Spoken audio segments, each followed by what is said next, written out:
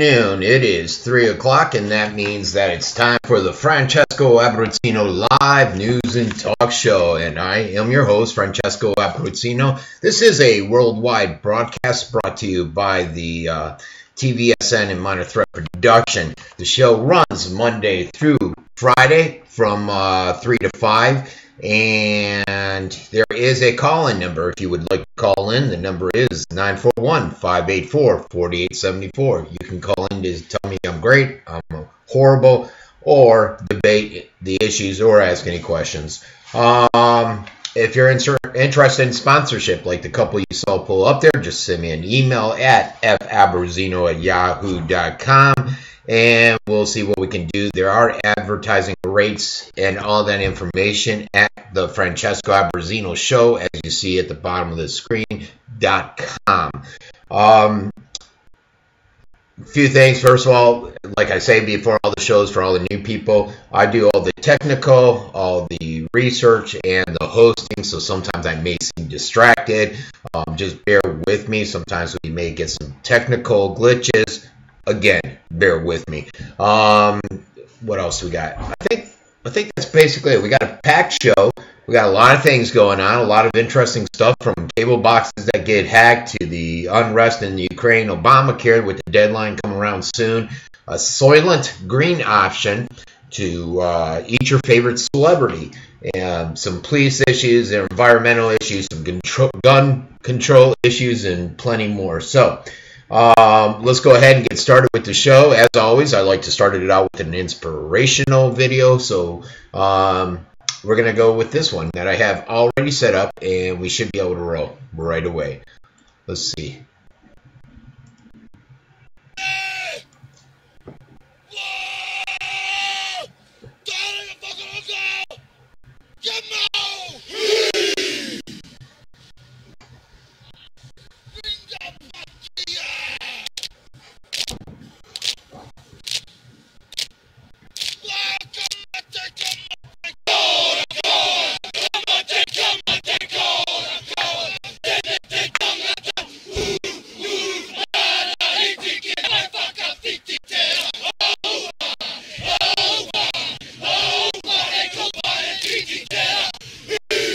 This isn't the inspirational part.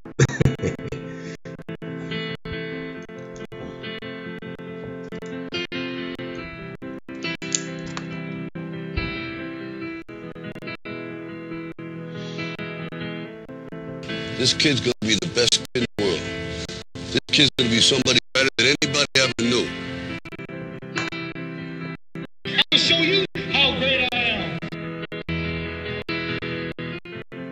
Don't ever let somebody tell you you can't do something.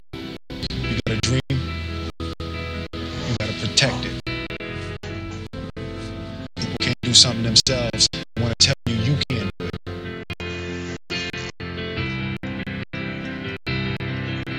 You want something, go get it. Period.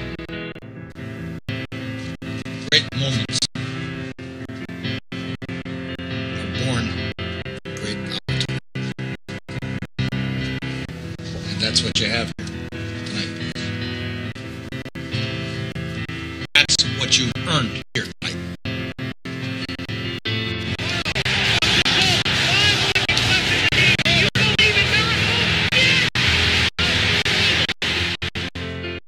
Out of wrestle with an alligator. That's right. I have wrestled with an alligator. I done tussled with a whale. I done handcuffed lightning, throw thunder in jail. That's bad.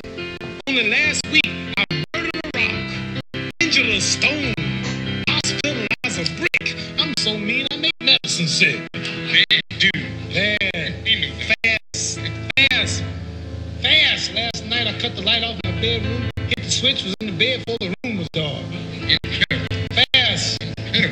You, George Foreman, all of you chumps gonna bow when I whoop him. All of you. I know you got him. I know you got him picked. But the man's in trouble. I'm gonna show you how great I am.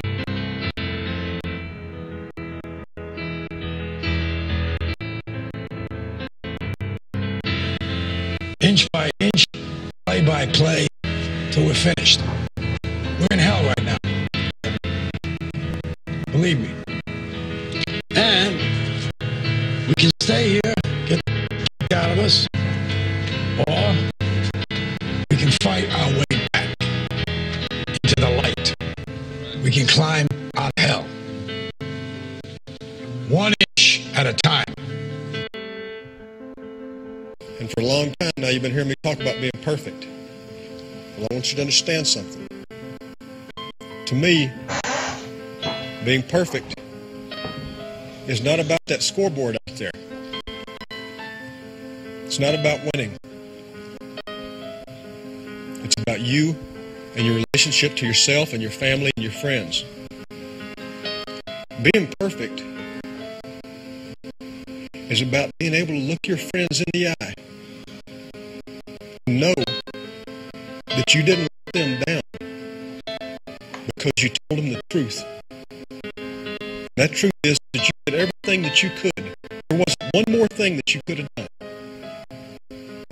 Can you live in that moment as best you can with clear eyes and love in your heart, with joy in your heart? If you can do that, then you're perfect.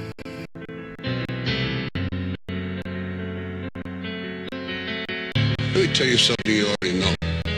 The world ain't all sunshine and rainbows. It's a very mean and nasty place, and I don't care how tough you are, it will beat you to your knees and keep you there permanently if you let it. You, me, or nobody is going to hit as hard as life. But it ain't about how hard you hit. It's about how hard you can get hit and keep moving forward. How much you can take and keep moving forward. That's how winning is done. Now, if you know what you're worth, then go out and get what you're worth. You got to be willing to take the hits and not pointing fingers saying you ain't where you want to be because of him or her or anybody. Cowards do that, and that ain't you. You're better than that.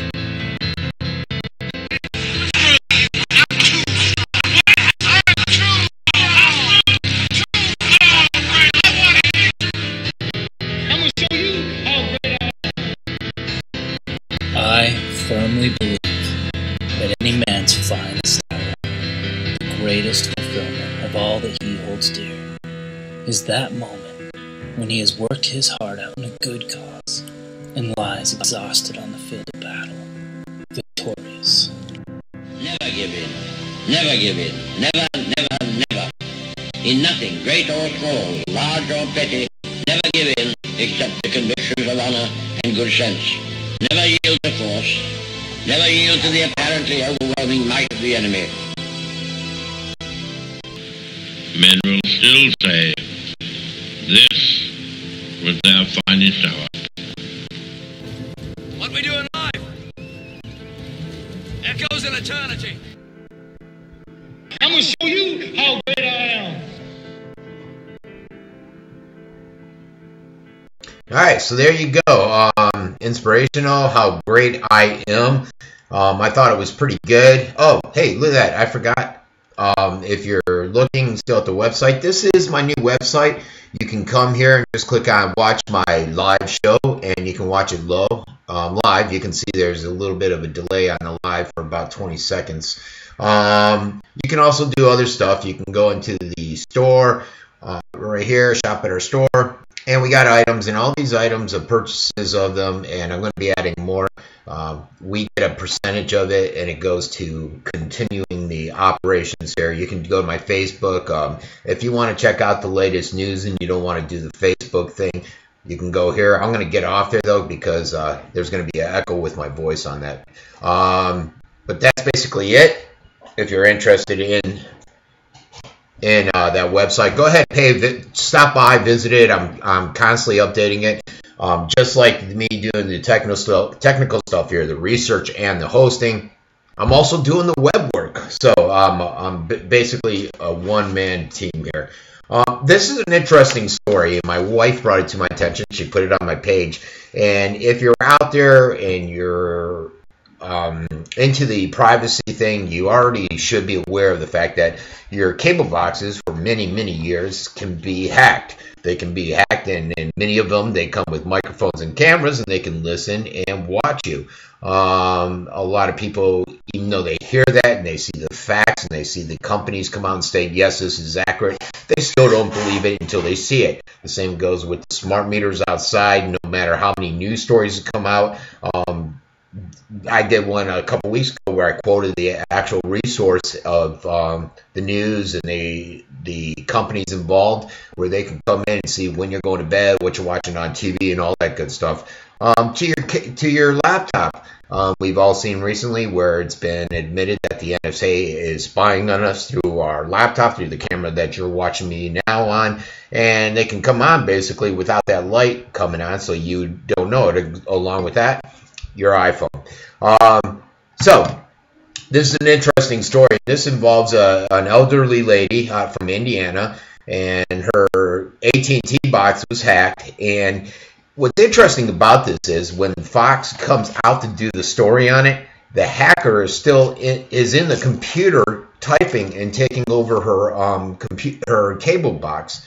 So let's go to that real quick. And you know, I think this will fascinate you.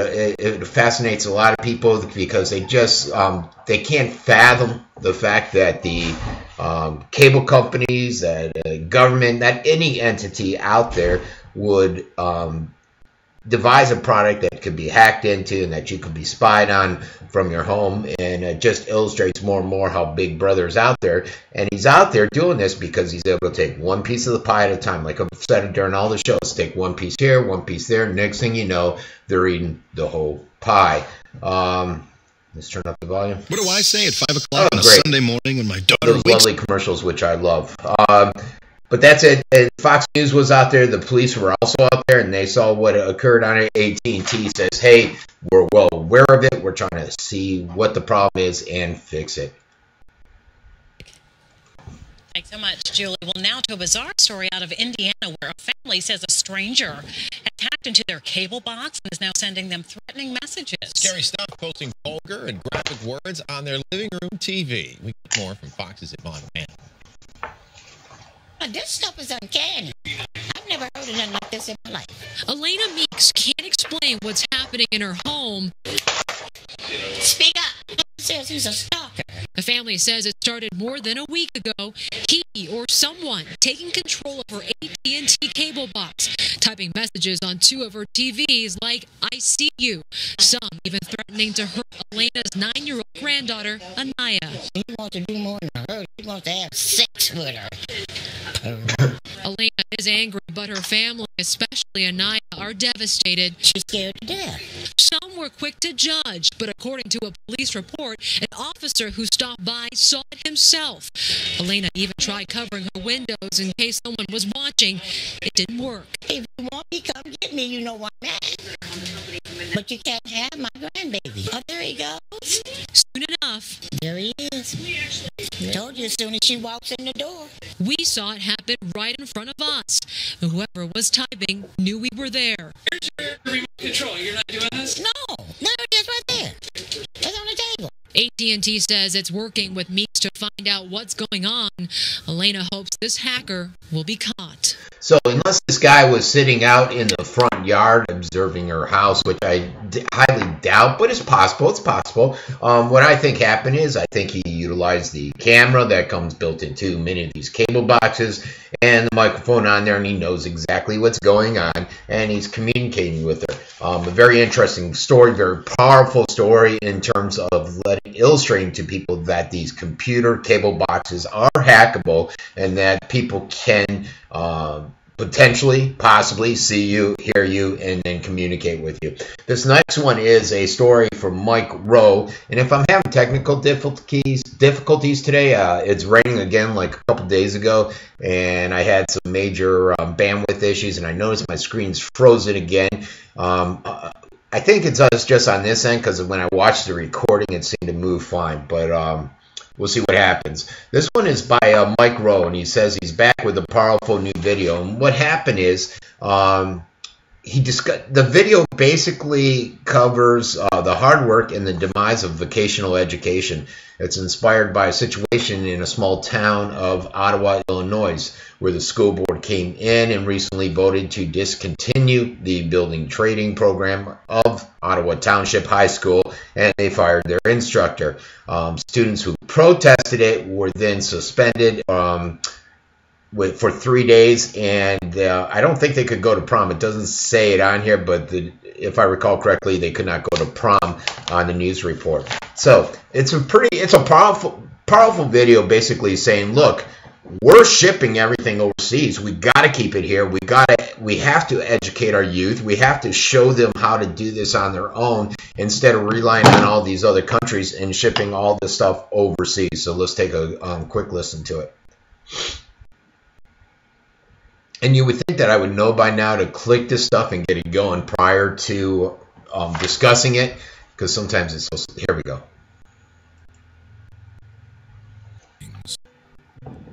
I took pride in the things I made. When my band saw buzzed, and my table saw sang, I opened my doors to all, and together we built chairs and sconces and birdhouses, and, well, whatever that thing is. But then one day, they pulled the plug, and the building trades were gone. But I am still here, and I'll be damned if I'll stand by and watch them take it all away. They can suspend me, they can banish me from the prom. I really don't give a crap, because some things are more important than dancing.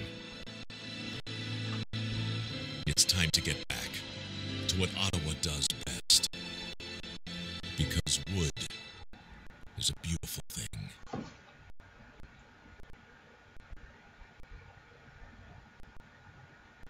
All right, there you go, Mike Rose. So they're showing his support out there for trying to get through to the educational system, that we need to keep teaching this stuff to our youth, to keep them in the loop and keep it so that they're our ability to manufacture and produce is not all shipped overseas.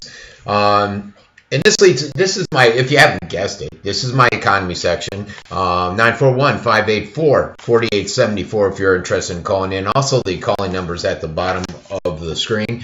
One of the big problems in America today is that many of the people simply don't care. I'm not saying that all of them don't care, but many do not care. They're too caught up in the entitlement society where they just don't give a damn, and I'll just let the government take care of me. In this article by Michael Snyder on the Economic Collapse blog from IntelliHub, he says the level of sloth, laziness, and apathy that we are witnessing in the country is absolutely mind-numbing. Of course, it's not everybody. There are still Americans that are extremely hardworking. But overall, it really appears that people are not taking as much pride in their work as they once did. Americans from all walks of life are simply just giving up.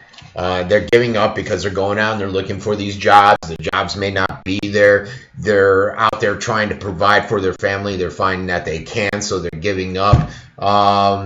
Entitlements play a big role. You know, why should I go look so aggressively for a job when I got Big Brother, the government, giving me X amount of entitlements? Why should I take a job for $14 an hour when, you know, I basically can get stuff in for entitlements, maybe make a little bit less? So that's one of the big issues there. And this looks at a midterm exam that was posted on a Facebook page where this guy was writing in it, and I'll just cover a little bit briefly. He says, in all honesty, I'm really already bored with the topic. It is far less interesting than I had hoped, and I really don't want to finish the essay. I'm fairly sure you don't read these, so I'm just going to put enough words down to make it seem like I wrote a lot while I killed time. Okay. So basically, our youth, where are they getting this from? Where they don't think it's necessary to go out and complete an essay. They think their teacher's lazy and not going to read it. I don't know if it's a breakdown of our educational system, a breakdown of our society, where individuals just don't have the drive they used to. But what's happening to us out there, folks? Tell me. I'm trying to figure it out myself.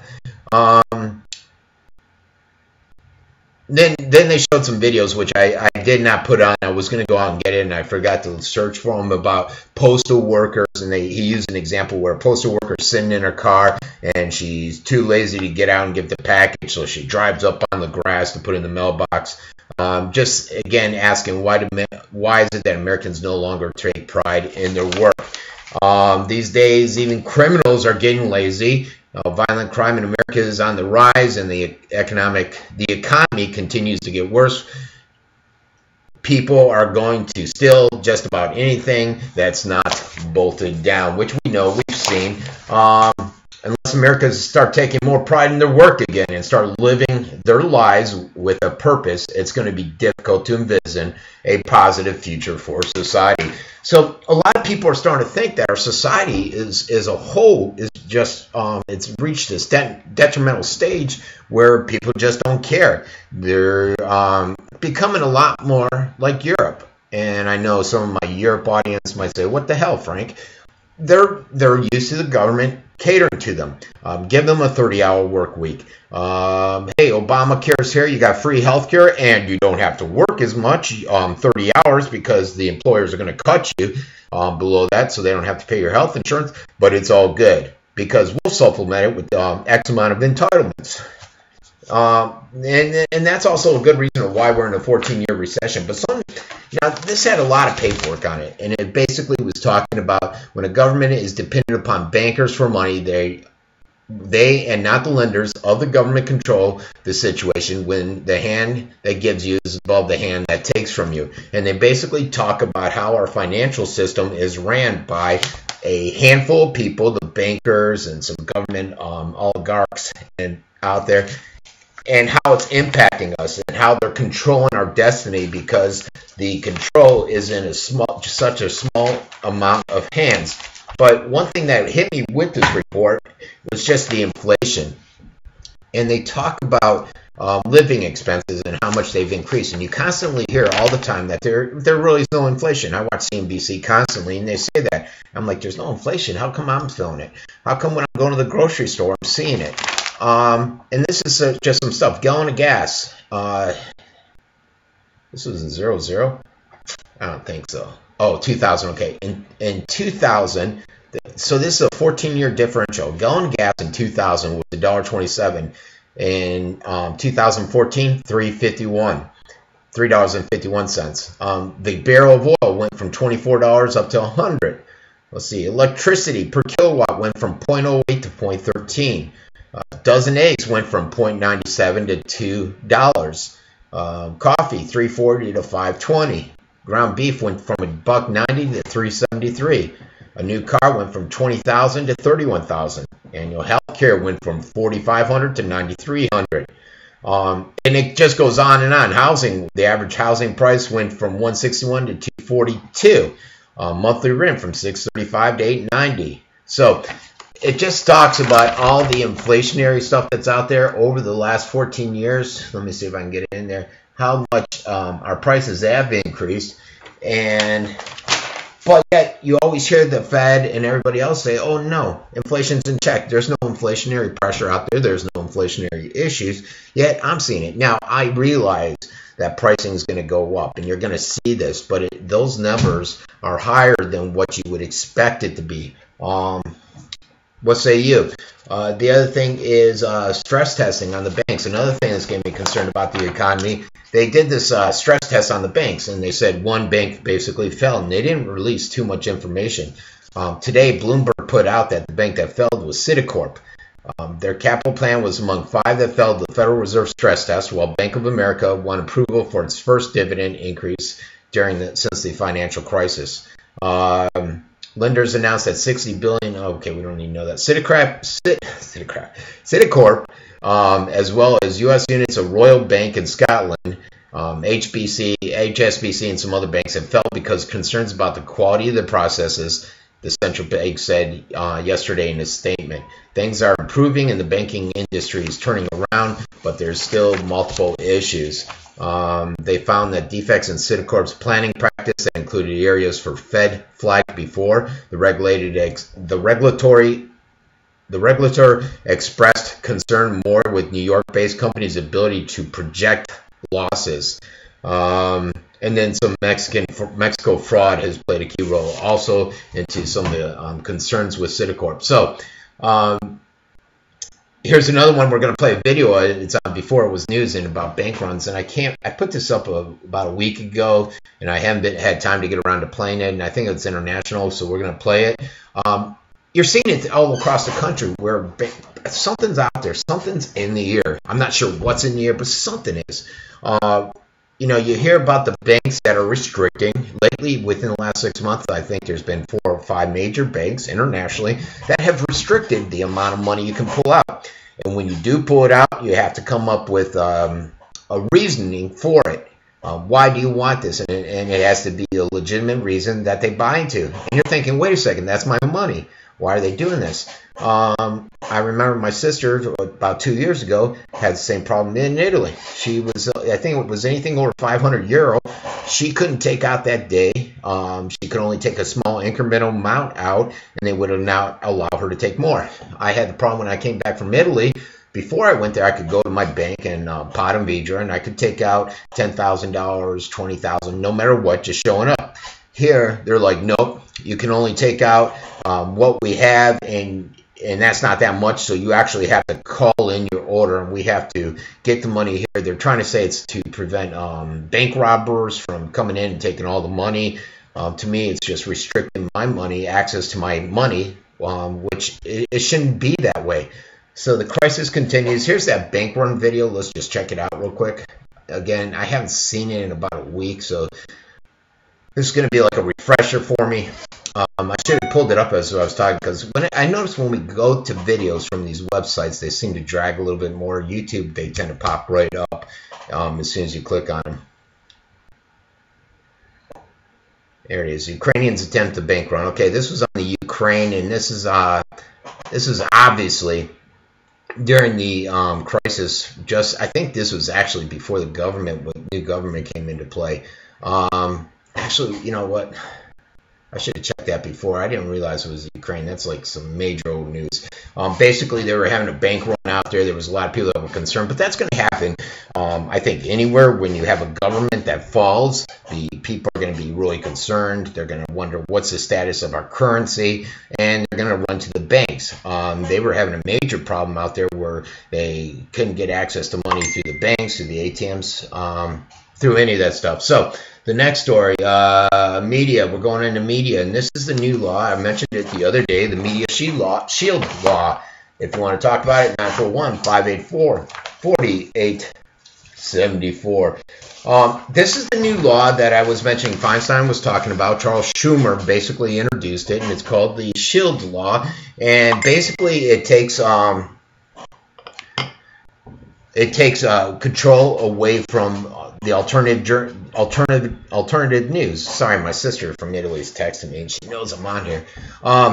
Basically, they come in and they say they want to define what a journalist is, and then they want to be able to take away any power that citizen journalists, alternative journalists like myself, Alex Jones, who's huge. He's huge, but he's considered alternative and not really a news media outlet. Forget the fact that he probably has more followers on his videos, his news shows, his talk show than just your basic major media out there, but he's considered alternative media. What the government wants to do, the Obama administration, Schumer, and a lot of these guys, is shut down the alternative media. A lot of this is driven from situations like the NSA issue. They don't want this information to be put out to the public. Like I've said before, the government's all about control. They want to control how much information gets out to the public, and a way to do that is to shut down alternative and funnel news through the major media, which is basically in their pockets. Let's see. The number 2 Republican in the Senate is lambasting Media Shield Law proposed by Charles Schumer. This is a bad idea, and one whose time has not come, said John Cornyn. He's a Republican out of Texas. If I had the votes to pass it, it already would have been passed, Cornyn says. If they had the votes to pass it, it would have already been passed. You know, some of these articles write so small, and when you're no guy, you can barely read them. This isn't about passing legislation. This is about distracting the public's attention away from the changing subject from failed policies of this administration. Typical of what a Republican say about a Democrat that's in charge. Schumer's proposal would exempt a covered journalist from subpoenas and other legal requirements to expose the confidential resources in leak investigations. And that's one concern they have. If Congress or Senate puts out a subpoena and they want information from that journalist, with this new legislation, he doesn't have to talk. He doesn't have to say a word out there.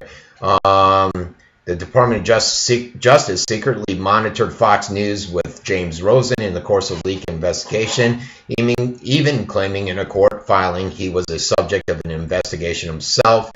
They referred to that as a situation where they were looking into a journalist and the definitions of journalists. What is a journalist? What isn't a journalist? They want to pick and choose which journalists are covered under this new proposal, the Shield Law. In other words, if you're a blogger, they might not cover you, but if you work for the New York Times, they might. Given the changes in the way the information and the way we consume the news is really smacks to me as in the essence of government licensing who's an official journalist and who isn't for the purpose of the Shield Law, which I said basically it comes out and it defines which people are journalists and which ones are not, which we can't have, you know. And I've brought this up during many shows. Who's to say that a person, a news reporter sitting behind a desk that's reading a transcript that's up on the teleprompter is more knowledgeable than Frank Abbruzzino, who's researching everything and talking with no script, unedited, live in front of the computer? What? Because she may or may not have a degree in news or journalism? A lot of those news reporters don't. My degree is in business law. How does it discount me, and why do you have to work for one of the major media operations to be considered a journalist? Is it because those major media operations are owned and controlled by 5 of the largest corporations out there? Who knows? The UK is threatening to shut down the Guardian for printing Snowden links. British Secret Service is trying to shut down the Guardian newspapers as it was publishing its expose of a U.S. massive surveillance. This also incriminated Britain in a lot of ways, and they again want to censor the news. Again, government not wanting communication, news to get out there, because when it is out there, they lose control of the conversation, which is something they don't want, be it from the small city council to the county to the state to the federal agency. The paper had installed secure room news computers and a guard 24/7 at the door to work on the story because they were concerned that the government would come in and arrest them. Media Shield, I do have a video on that, so let's go to that real quick, and it'll break it down a little bit more. I think this is the first time I played a video pertaining to Media Shield and the implications behind it. So take a listen. It's important that we shut this down and we write our senators, our congressmen, and tell them, look, we don't want you defining what a journalist is.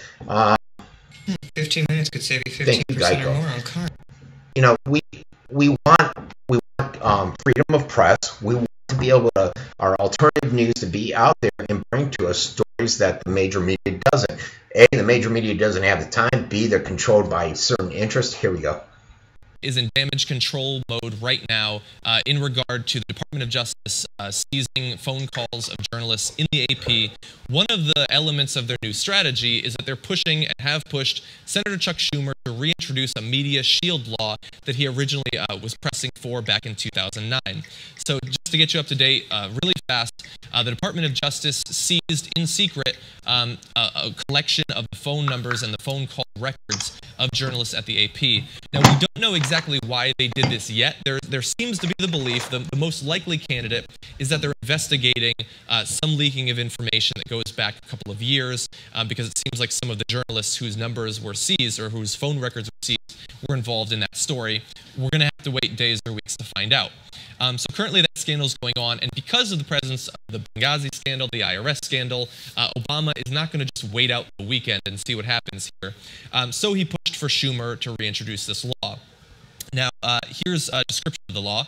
The Free Flow of Information Act would protect journalists from being compelled to testify about their confidential sources unless all other avenues are exhausted and exposure is in the public interest.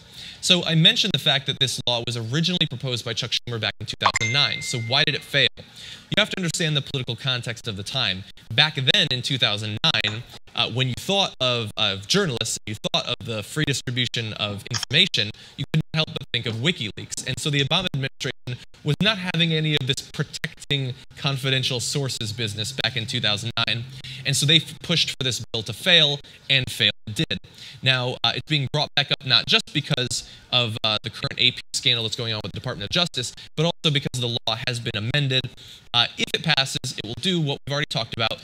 But if there's some sort of national security interest, or if there's some sort of harm that will come to the country if we don't find out about these sources, they can still be compelled to give up the sources. So it's now the Free Flow of Information Act, but not allowing WikiLeaks, I suppose.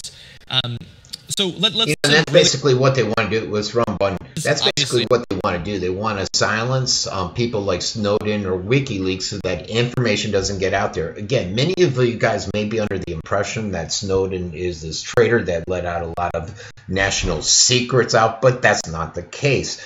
Everything I've seen so far from Snowden reflects upon the way the government has been mining and basically violating our privacy of the domestically and internationally. It has nothing to do with our national security, but they don't want that information out there. Obviously, NSA, Senate, and Congress do not want you to know about a cable box that can watch and listen to you. So let's go back to the story. In favor of this bill, he's sponsoring it. Chuck Schumer in the New York Times, talking about the reintroduction of the bill, says this kind of law would balance national security needs against the public's right to the free flow of information. At minimum, our bill would have ensured a fairer, more deliberative process in the case. Now, analyses of how this media shield law would actually influence the scandal that's ongoing right now, it's by no means clear that this actually would have made it that much harder for the Department of Justice to seize these phone records.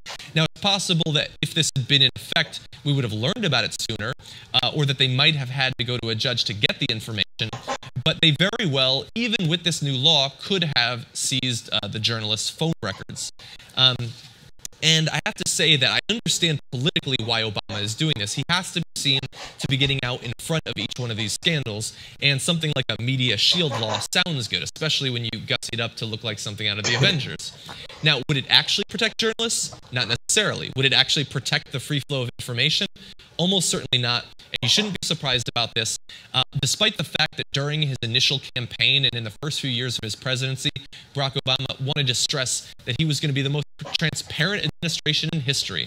Despite that, the only transparency we've had is our ability to see through his rhetoric and find out that he hates nothing more than whistleblowers.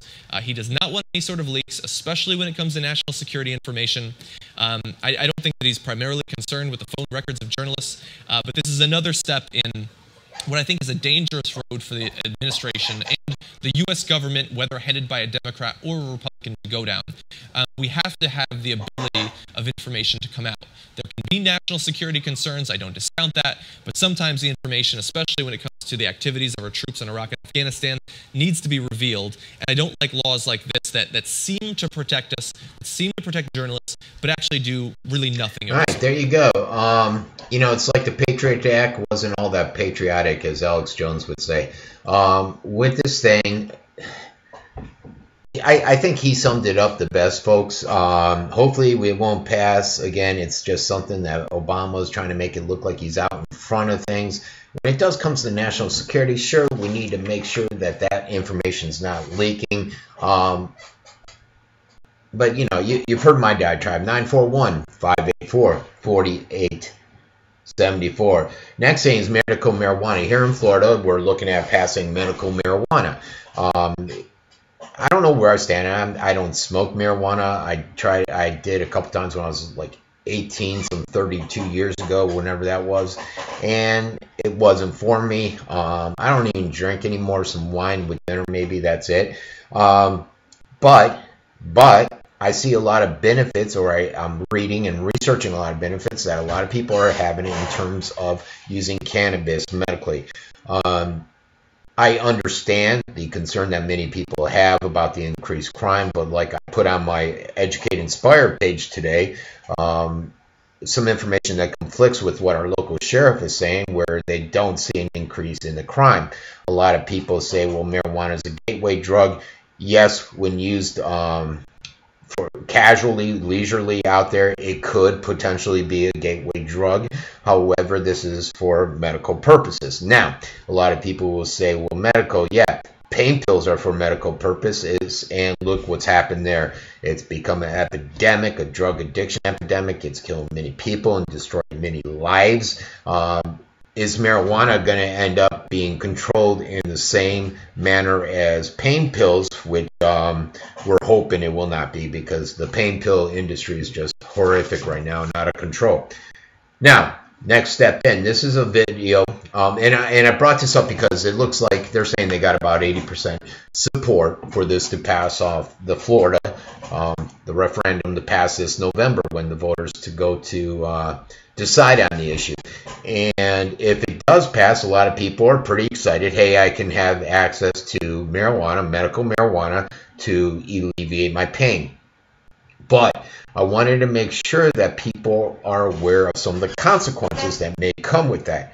I've been researching, listening to shows, reading papers, reading internet blogs, reading news articles on the net in regards to individuals that are having problems with DCF, which is going to be our first story, and then individuals that are having their guns taken away, which will be the second part of the story. Let me go ahead and pull up that first one as we're sitting here talking. Here and here, DCF. This is something I saw today. I was at the gym, and this young lady has a son that's pretty ill. Somebody basically went to DCF and stated that her son, she was giving her son illegal drugs. She claims she isn't. She's maybe given a supplement, but it's not illegal, and it's considered fine to give the child. She thinks it's the federal government harassing her because she has been a supporter of legalizing marijuana within the state of Florida. And let me see if we can get it going here. Oh, lovely commercials for FAS. Okay, windows and doors. There you go. John Wildig. So she's... Okay, here we go. In Florida, but there are still a lot of people out there who think it's nothing but trouble. And new tonight, a local mother who's been outspoken for its passage is at the center of a DCF investigation. She thinks it's solely based on her advocacy. Fox 13's Josh Capio is in our control room tonight to explain more. Josh. Well, Kelly, a lot of medical marijuana advocates knew they would face backlash for speaking out in favor of it, but nothing like this. Parent Renee Petro has to worry about losing her kids, all because she says she's fighting for something that could help save her son.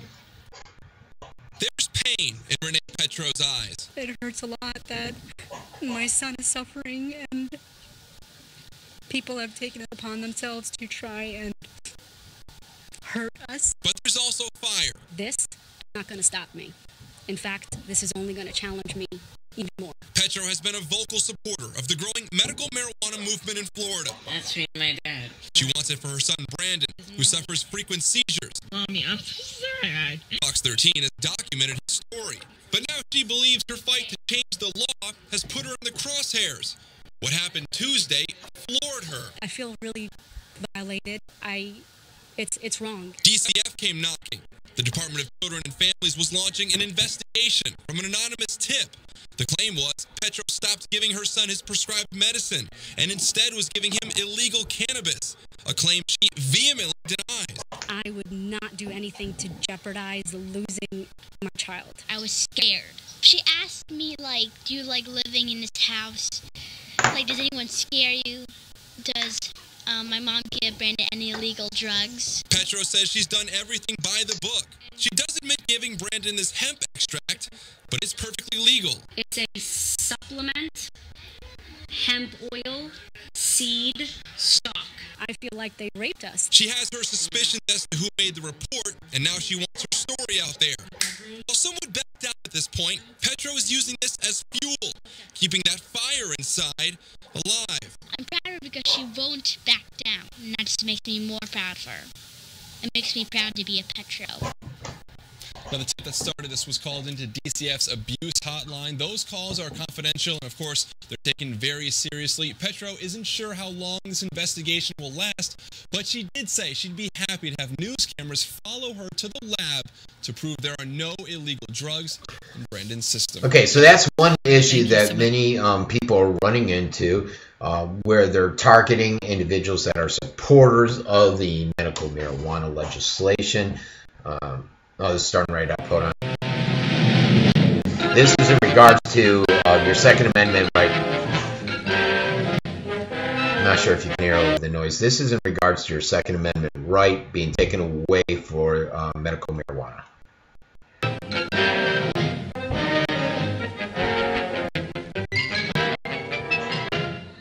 Medical marijuana users taken by surprise with the latest move by the federal government. In a letter, the ATF is saying medical marijuana users either have to give up their right to bear arms or give up their medical marijuana. That's coming from ATF, a federal agency. Mariel Resendez tells us it's not sitting right with cardholders.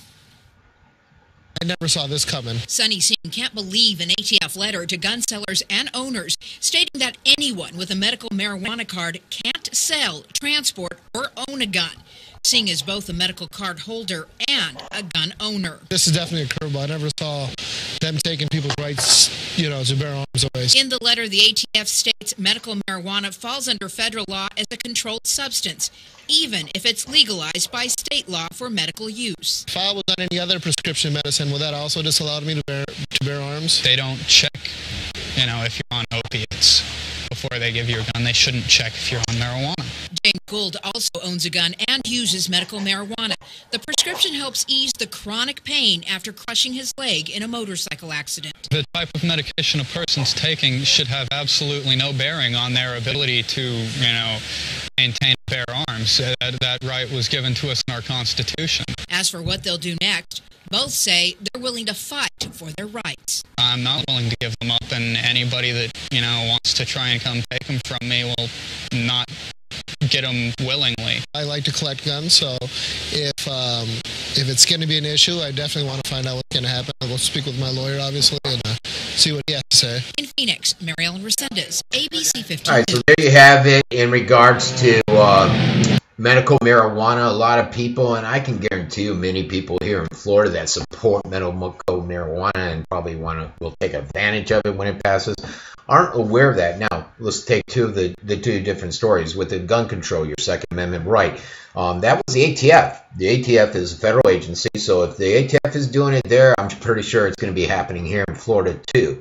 The issue I have is, why is it that if you're doing medical marijuana, they want to take away your Second Amendment right? I'd be more concerned about the guy that's out there doing pain pills, Oxycontin, runs low on Oxycontin, and he takes a gun to go rob a place because they're more addictive. They're more addicted to that. I don't truly in my heart feel that smoking marijuana is addictive. It may be, but not to the, if it is, it's not going to be to the point where you're going out and robbing people like you're seeing with the Oxycontin craze that's out there. I know some people on Oxycontin. I know they've gone to great lengths for their medicine, and I can't see that coming from marijuana. Now, the other concern you may have, again, this is that piece of pie where you take a little bit by a little bit by a little bit, and you got the whole pie. What's to say now that they can't come in and say, oh, you're on antidepressants, we're going to take your gun, we're going to take your Second Amendment right. Oh, you're out there on blood pressure medicine, we're going to take your Second Amendment right. And you guys, people may say, oh, you're crazy. No, I'm not, because, well, maybe on the blood pressure, but on the depression medicine, you're already hearing advocates out there saying that we should take away a person's right to bear arms if they're on antidepressants or any form of depressant medicine. And there's different forms. There's depressant medicine that can help calm people down. They may not be depressed, but it's labeled as that category of a drug. So I have those are my two concerns in terms of taking away our Second Amendment right. It'd be interesting to see if someone challenges that and where they end up in court. Like the young gentleman said, he's going to talk to an attorney. In regards to the DCF, it's a shame that that's happening, but it's happening all around the place. I was telling a story where I either heard it on the news or read about it last week, or I think it was last week, and it's about a family that is using medical marijuana. The husband needs it for his medical condition. The wife grows it, and I think she was some kind of supplier, legal supplier of medical marijuana. They came in, took her kids away for up to 3 months. They had to meet all kinds of guidelines, requirements, standards to get the kids back.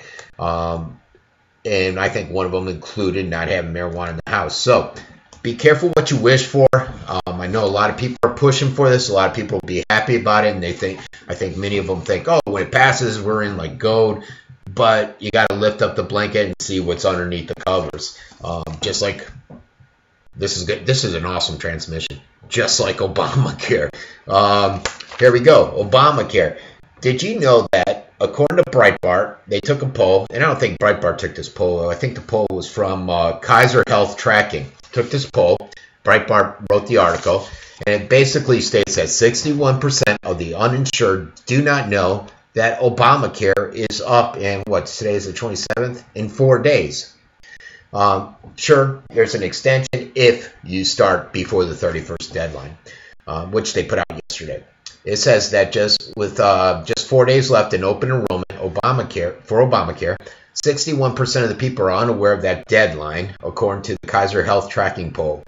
When those uninsured people are reminded of the March 31st deadline, half of them said they're going to go without insurance.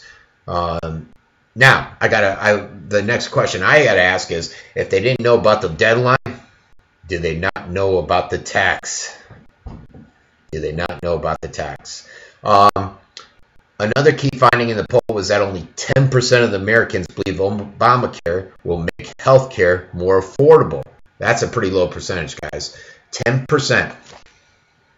10% of the people polled believe that Obamacare will make health insurance more affordable. That's sad. 50% say they will not obtain. Oh, wait, where am I at? Once more, 7% of those polled think that Obamacare will be good for the country. Only 7%. That's not good either. A whopping 67% of those uninsured between the ages of 18 and 64 say they have not tried to obtain health care insurance in the last 6 months.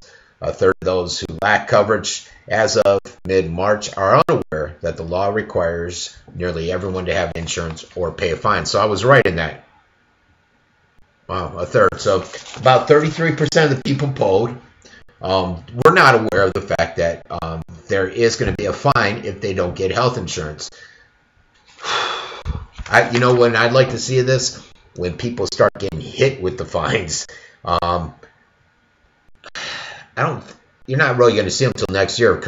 It was conveniently put after the midterm elections, I believe. But now here's another one. This is Harry Reid, and I'll pull it up as we're talking about it to YouTube, so I'm probably going to pull it rather easily. This is our lovely Harry Reid. Harry Reid. He's running the Senate there for the Democrats. Here you go.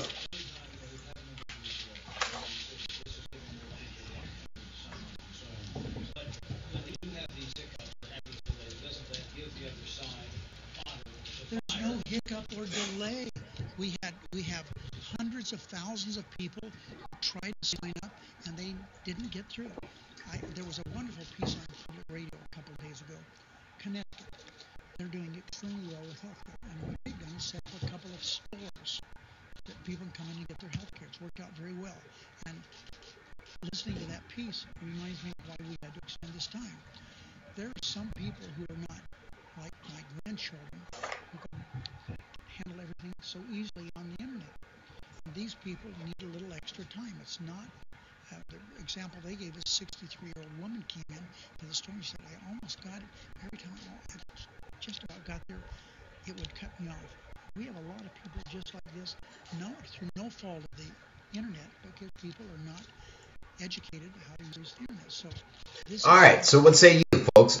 Is the issue that people are not educated enough on how to use the internet, or is it the fact that the Obamacare's healthcare.gov had so many glitches and failings that they could not sign up, or is it the fact that there is so much disinterest in there? Like I said, only 7% think it's a good thing.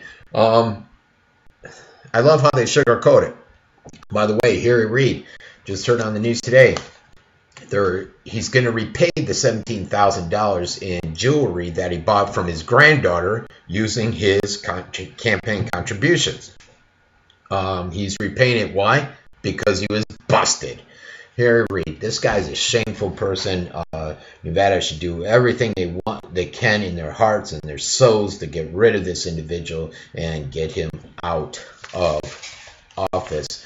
I don't know why this Soil and Green here, but it's an interesting article. We're going to the global unrest. Wait until you hear the Soil and Green thing, folks. It's incredible what I'm hearing, and you're not going to see it in the major media. I don't even remember how I came across it. This was an interesting article, and it was written by, it's called World War III Main Events, and it's put out by beforeitwasnews.com. And basically they state that if the World War III scenarios, everybody likes to play them out, they sit there and hypothesize what will happen if Russia goes into the Ukraine, because they want that oil, they want Moldova, they want the Baltic region, the Estonian, and all that stuff. So they said the European Union and NATO will do nothing because they don't have the stomach to fight. They don't figure that Ukraine is worth fighting Russia over, and just the insurmountable amount of power Russia has with their nuclear arsenal and all that good stuff. And this guy Turner further hypothesized that this is what will happen. He said the Baltics and Poland, once Ukraine is done, the real trouble starts. They got to start wondering, will Russia seek to reconquer the Baltic states and that were formerly part of the Soviet Union? And it's no secret that Vladimir Putin misses the old days of the Soviet Union when they had all these countries under their belt. And then going to Poland next, which is why Poland is calling up so many of their reservists right now, because they're real jittery, they're real nervous.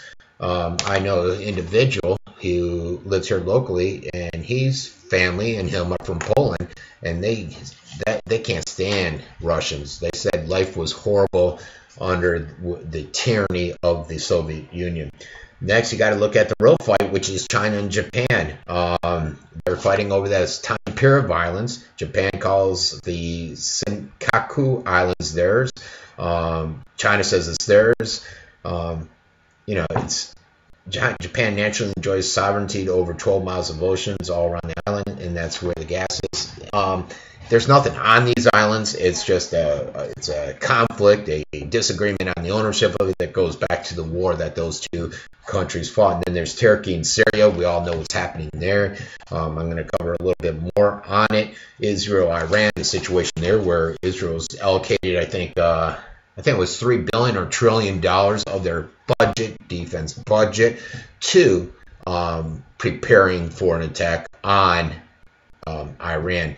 Know their hot spots in North Korea, South Korea. As I've stated in the news the other day, North Korea has been shooting off a ton of short-term missiles. They're not happy about the war games that are taking place with the United States and South Korea.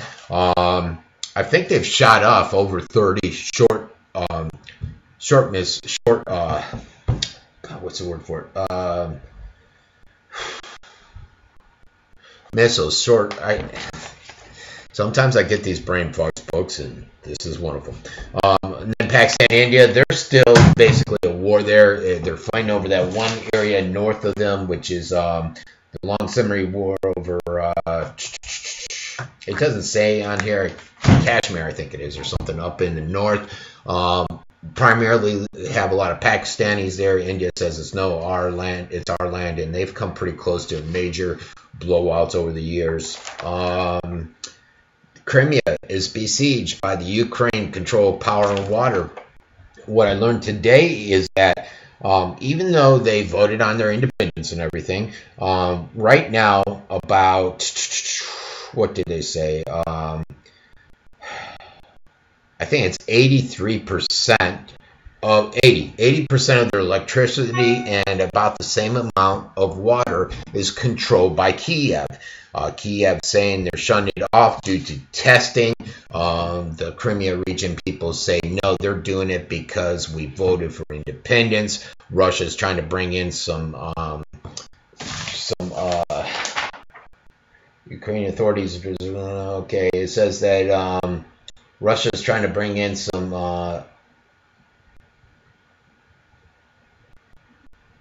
where is it here?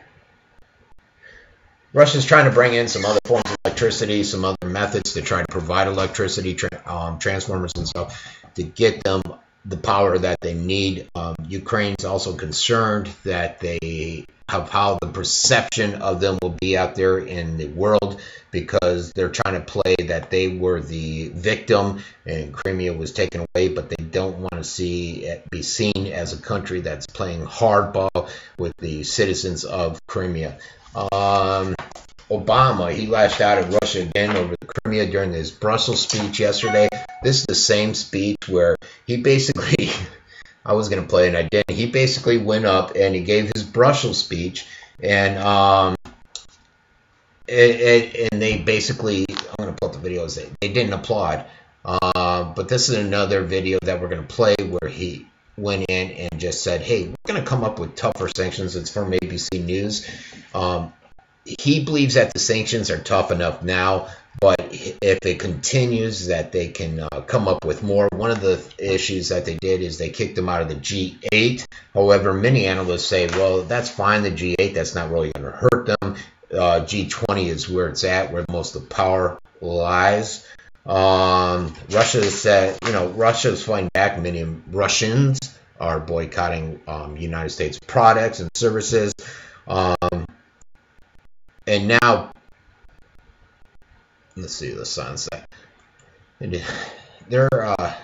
Russia's trying to come up with another, or the United States and England are trying to come up with new ways to push sanctions on Russia that will be felt. The biggest thing here is, folks, sorry, I'm trying to see what was going wrong with this.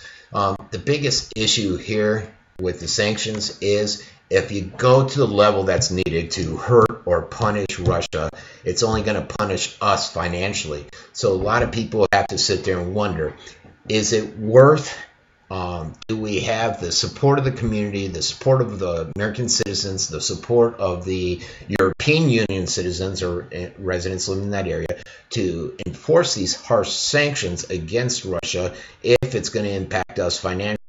I heard one guy today predict that the market could drop 3,000 points through sanctions.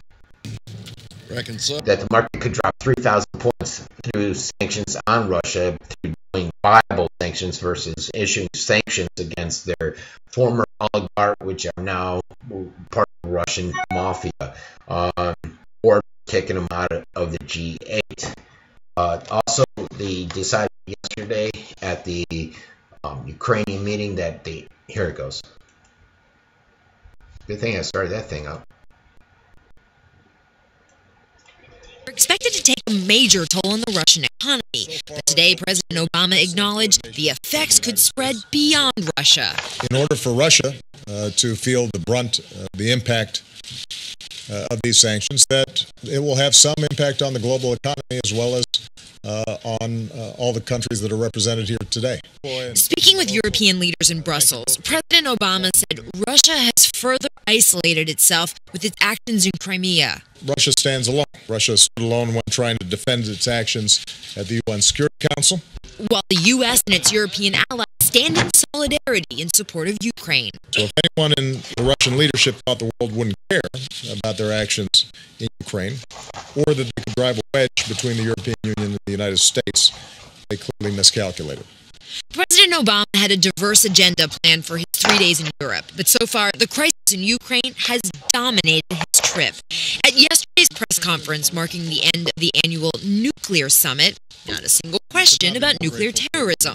But President Obama was asked if Mitt Romney was correct in the 2012 campaign when he said that Russia is America's biggest world foe. A lot of people have criticized Obama because he said, look, Russia's a great regional power, where he was trying to minimize them. And that wasn't the part that they criticized him on. The part that criticized him on was the fact that he said, I'm more concerned about a nuclear bomb going off in the United States. Brought two criticisms. One, that he's more concerned about domestic issues than international issues, that it could impact us dramatically.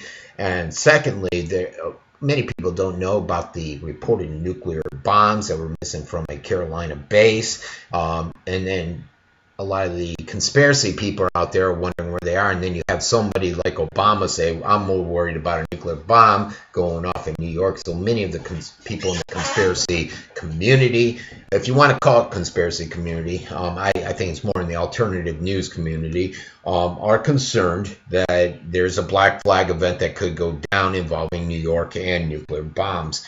Now, yesterday, too, the IMF agreed to unlock $18 billion for the Ukraine.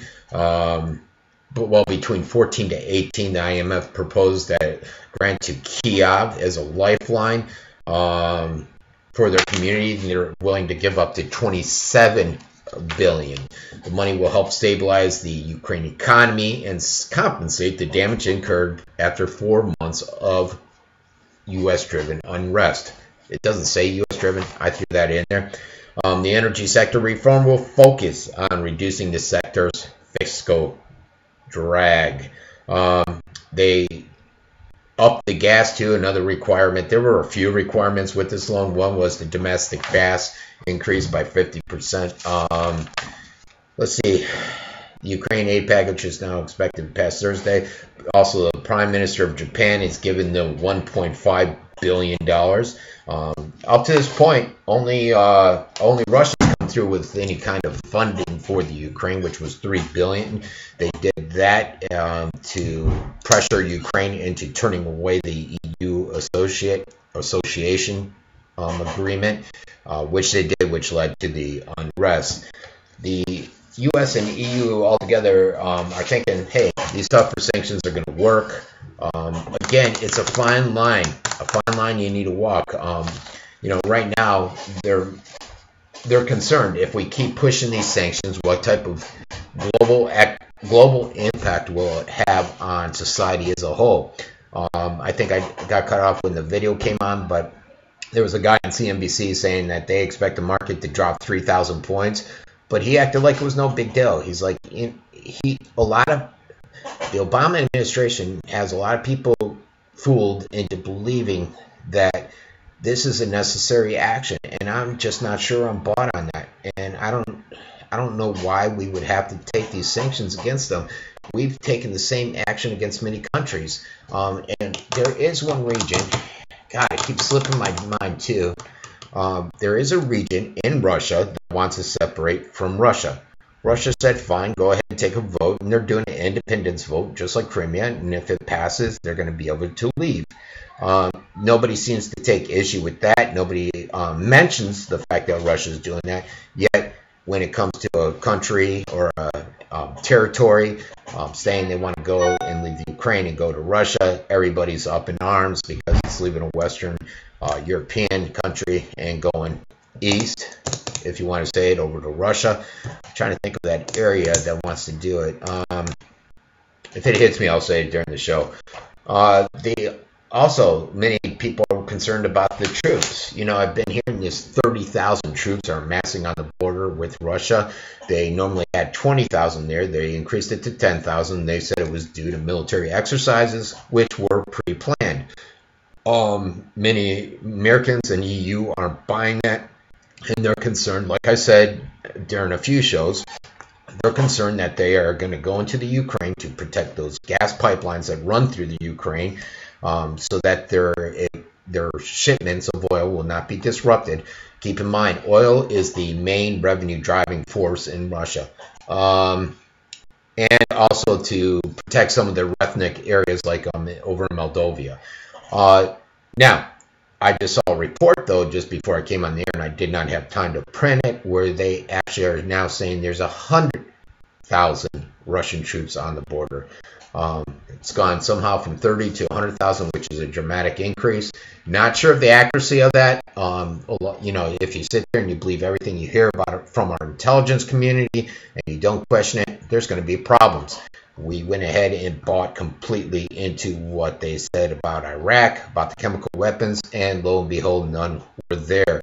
We bought into, well, we didn't. They tried selling us on the fact that Syria was doing all the gassing, and lo and behold, we found out that it was not just Syria potentially the government, but also the terrorists that are trying to involved in the uprising, which we'll cover in a second. Now, one thing that's going to run into the EU's problem and Obama's, if they try to get tougher sanctions besides impacting our community and everything else I talked about, is going to be Germany.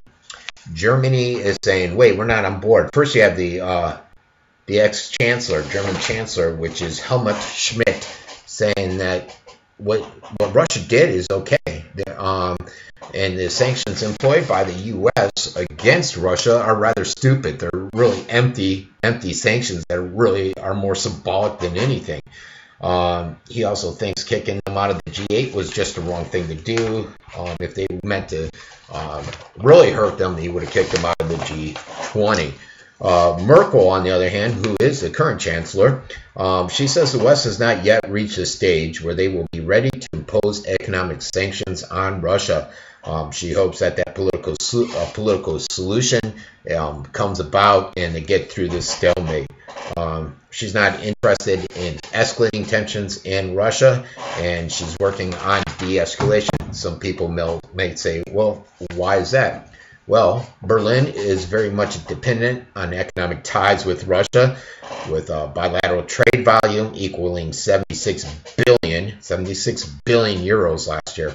Further, around 6,000 German firms and 300,000 jobs are dependent upon their Russian partners, and the overall investment of 20 billion euros. Germany is currently the European Union's biggest exporter to Russia. And additionally, they're heavily dependent, 35% so, on oil from Russia. So, as you can see, it's a lot more complicated. It's not just basically we're going to issue sanctions and life will go on. Life will continue. Our finances will continue. Everything will be glorious. No, there's a lot more to it. You just can't run around issuing sanctions. First, you got to get buy-in from everyone, which if you listen to me just now in that financial situation with Merkel, you're not going to get buy-in from Germany whatsoever. You're screwed there. And there's not a lot of people have sympathy. A lot of people don't see the big issue. They see what happened is just very common. The reason the United States is so upset is because we financed the uprising and we wanted a puppet government in there to try to control the oil pipelines. Remember, the pipelines run through there. If we control that country, we control those pipelines. If we have puppets there, guess what? We can move our missile, our defense technology into the Ukraine and be right on the border with Russia, which I can guarantee you Russia is and will not be a fan of. Okay. The El Salvador, this is just a quick note. It's something worth watching. They're wondering now if El Salvador will become the next Venezuela. I played many videos about the protests there, basically where the United States went into a currency war and drove down the currency, inflating the prices. And some of the corruption there have caused many protests, which have at times turned violent. They're saying that over in Venezuela or El Salvador, you basically have the same situation. A lot of people are concerned about fraud being committed at the elections, where the left won and the right saying, hey, no, there was fraud out there. And it's just a situation that many people feel needs to be watched. So another area of the world that may be having trouble, we mentioned already down in South America, Chile. Argentina has their own little issues, Venezuela, and now you have El Salvador. Over in Italy, everyone knows my passion for Italia. Well, after Veneto, after that region decided to hold the internet referendum on independence, and they said if the independence went through, they would move forward with it. The island of Sardinia plans on holding a similar referendum just to see what kind of buy-in they have, but it will not have any legal power. They advocate withdrawal from Italy so that they can cultivate the Sardinian traditions and values. So they're not claiming the economic concerns that Venice, the Venice area was. They're just saying we want to get back to what it's like to be a Sardinian. And a lot of you may or may not know this. When you're in Italy, it is all about your local regions there. When you're in Calabria, you're Calabrese, you're Calabrian, and they don't like you saying you're Roman. They don't want the Roman way pushed upon them. They want the Calabrian way. And you don't realize that until you leave there, how distinct they are and how they are Calabrians before they are Italians. They are Romans before they are Italians. Sardinia is the second largest island in the Mediterranean, and it has a population of 1.6 million people. All right. And how about, this is back to that whole Turkey situation. NATO's Turkey providing air support for Al-Qaeda. It says that the Syrian jet, downing of the Syrian jet by Turkey was not an isolated incident, but a part of a major offense by the Al-Qaeda affiliated groups, Al-Nusra, Al-Sham, against the northwestern Syrian-Turkish border crossing.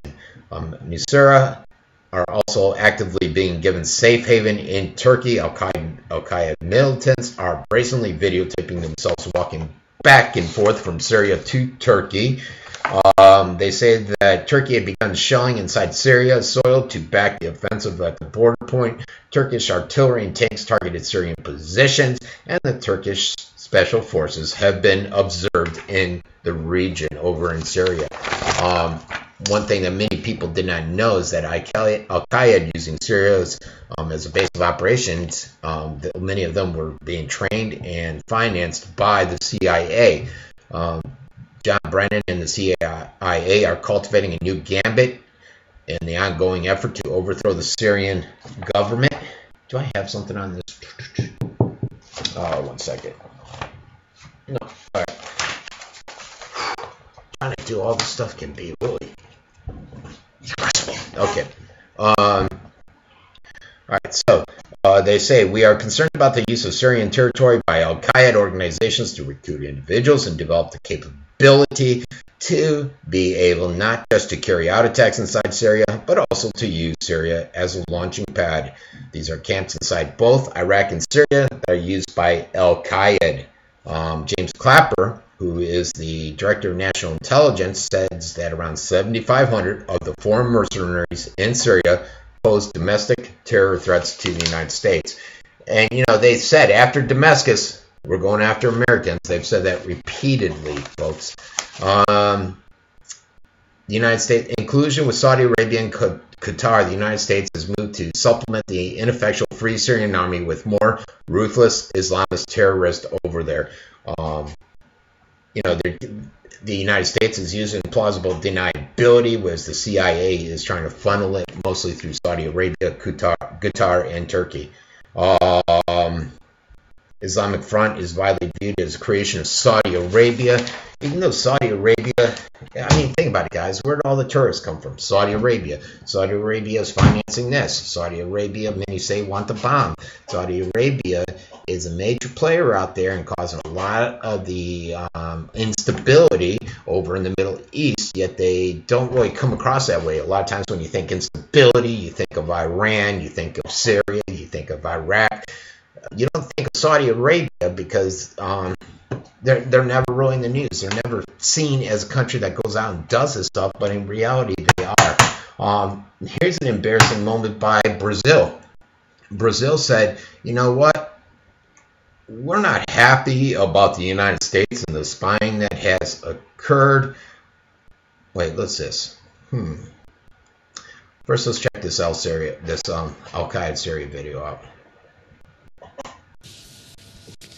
Going to our next story now. CIA Director John Brennan has expressed concern over the rise of Al-Qaeda-linked groups in Syria and Iraq, saying that the militants may soon attack both regional and Western targets. In testimony to the Intelligence Committee of the House of Representatives, that Al-Qaeda-linked militants who are fighting against the governments of Iraq and Syria have established training camps in both countries and may soon stage attacks in the region and beyond. He also expressed deep concern about the spillover of the war in Syria into neighboring countries. U.S. Director of National Intelligence James Clapper, who was present at the same meeting, said last year's agreement to eliminate Syria's chemical weapons strengthened the position of President Bashar Assad. Clapper added that the militants cannot topple the Syrian government and Assad is likely to stay in power with the current state of fighting in the Arab states. He also criticized the slow process of chemical weapons removal in Syria, saying that only 2 shipments totaling about 53 metric tons have left the country so far. Let's go to New York and talk to Eric Draitser, founder of StopImperialism.com. Mr. Draitser, so that basically covers is this threat?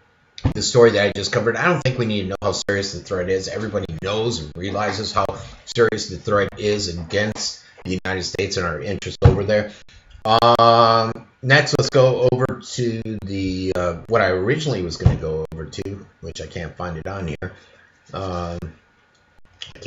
Okay, we're done with global unrest. Today's show is a little unorganized, folks, but here's that Soylent Green. Let's pull up the video as I talk. This is one of the weirdest stories I've seen in a while. Oh, it was that, okay. There we are.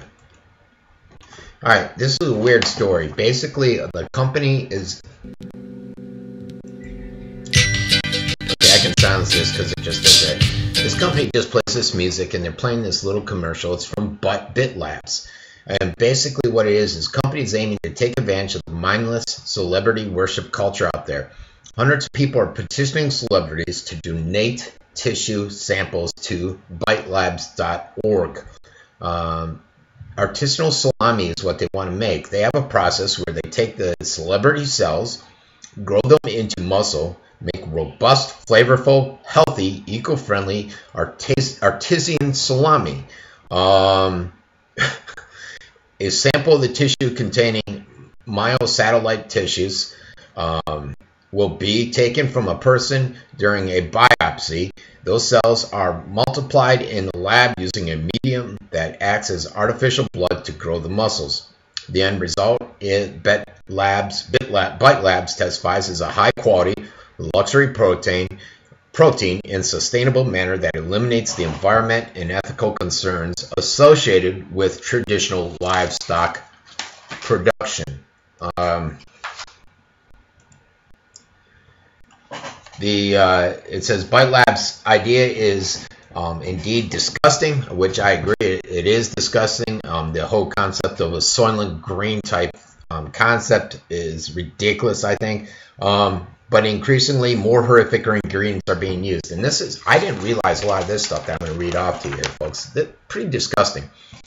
Last month, scientists in Spain found that the trick to making sausage healthier may be a baby's poop. Yes, I said that. The baby's poop.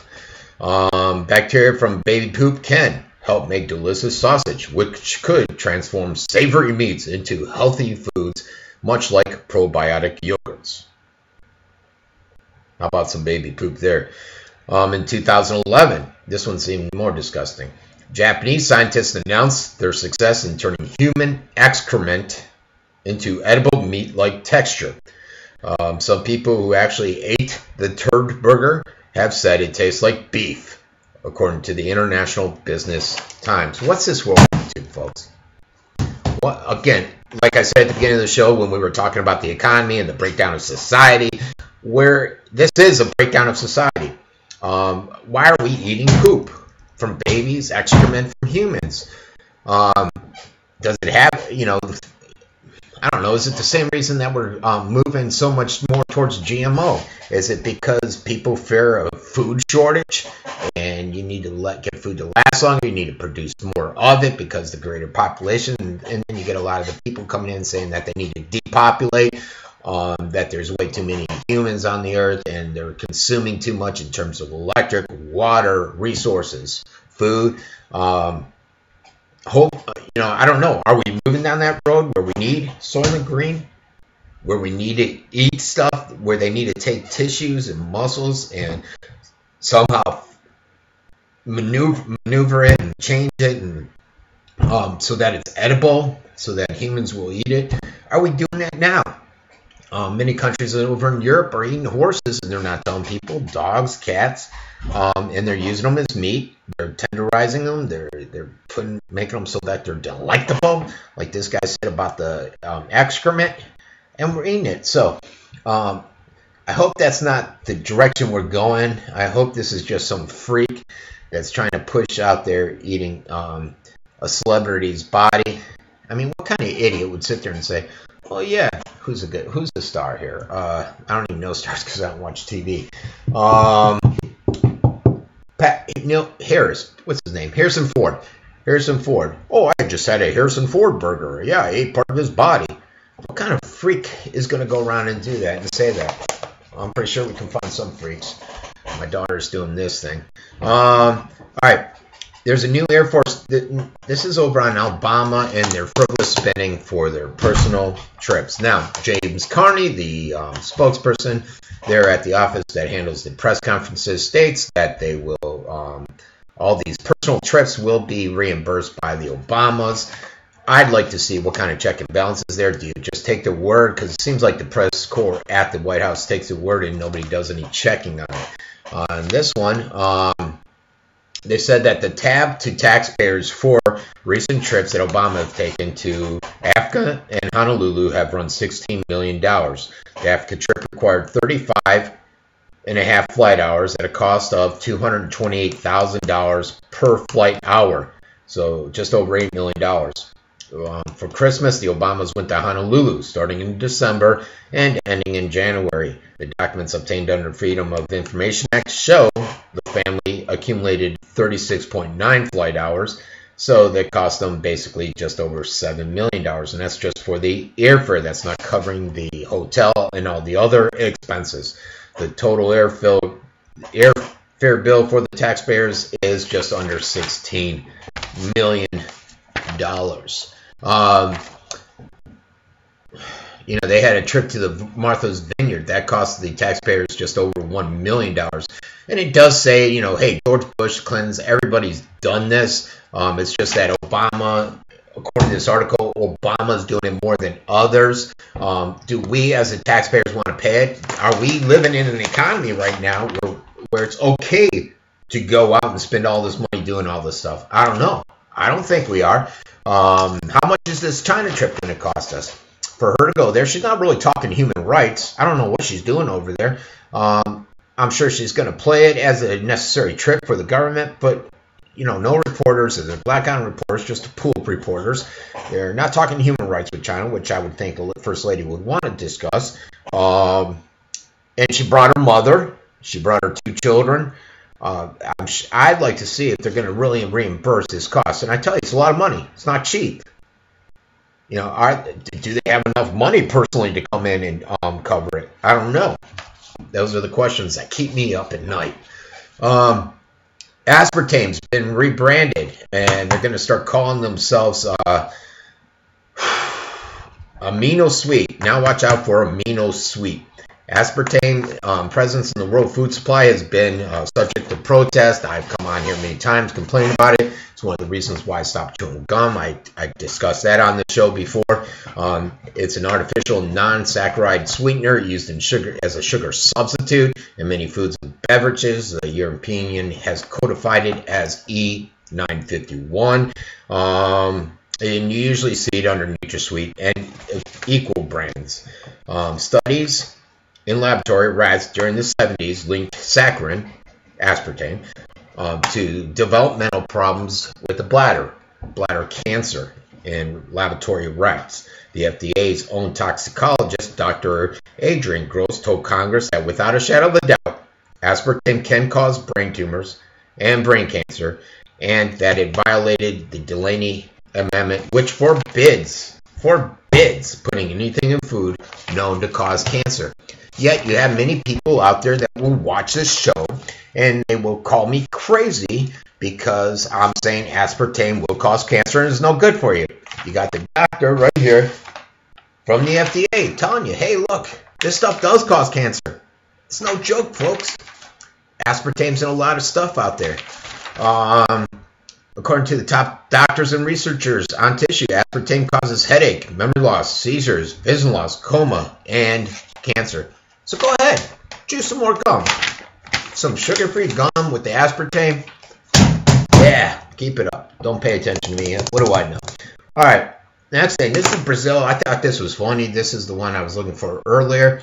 They basically came in and said, hey, United States, get the heck out of here. We're not, we don't like spying on us.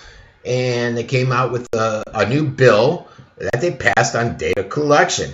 We're not going to watch the full 6 minutes, and we may not watch any if it doesn't start up. But it's not that this is, here we go. Legislation known as Brazil's Internet Constitution has been approved in the country's lower chamber of Congress.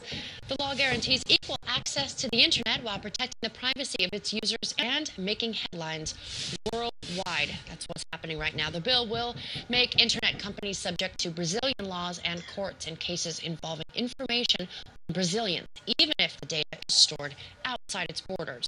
It'll also prevent Internet service providers from favoring certain web traffic, which ensures equal usage. The bill is still pending approval by the Senate and the President, but it's a huge step forward for the country and effectively makes Brazil a worldwide leader in the concept of net neutrality, whereby equal access to the Internet and user privacy is ensured. Just next month, the country is set to host the global conference on the future of Internet governance. I talked more about this with Carolina Rossini earlier. She's a Global Partners Digital Associate and Director of International Affairs and Rights at Public Knowledge. Now, after the revelations about NSA spying on Brazilians, Brazil initially planned to make Internet companies store data on servers inside that country. That rule was dropped. I asked her how this bill would affect companies like Google and Facebook, even if they store their data outside of Brazil. So I think it was a very symbolic moment that caught the president, our president's attention to actually what's going on in Internet and how we regulate Internet and how that affects every citizen, including herself, as a political being. And with the revelations of Snowden, the first reaction, which I consider was a very emotional reaction and was a reaction not supported by a lot of the technical expertise we have from the Brazilian Steering Committee on Internet, which is a multi-stakeholder body. The reaction was, wait, if you are saying that we don't have jurisdiction over you, so you need to be inside our borders, because anything inside our borders, we have jurisdiction, right? So that was a very fast reaction to deal with a lot of political and emotional pressure when the revelations came up. And that wasn't necessarily going to get passed all the way through the government. All right, so there you go. Basically, they're saying that with the NSA spying, it's very interesting because with the NSA spying, many people are reevaluating how their internet is accessed and utilized, and ensuring that privacy is out there. That's it for that. If you want to call in 941, although I'm probably not going to take any calls. We're running too late. Let me see. Globalization. We're on to Common Core, but I'm reading off something that's pretty small here. And the one thing I can't wrap my fingers around, I keep looking for information and I can't quite find it, is why so many corporations, like the report I did yesterday, are dumping all this money into Common Core. Why? What's in it for them? Why are they so interested in having this universal global educational process and system when I don't think it'll benefit them? You're not going to. I think the kids are going to come out a little bit more dumbed down, so it's not going to benefit them.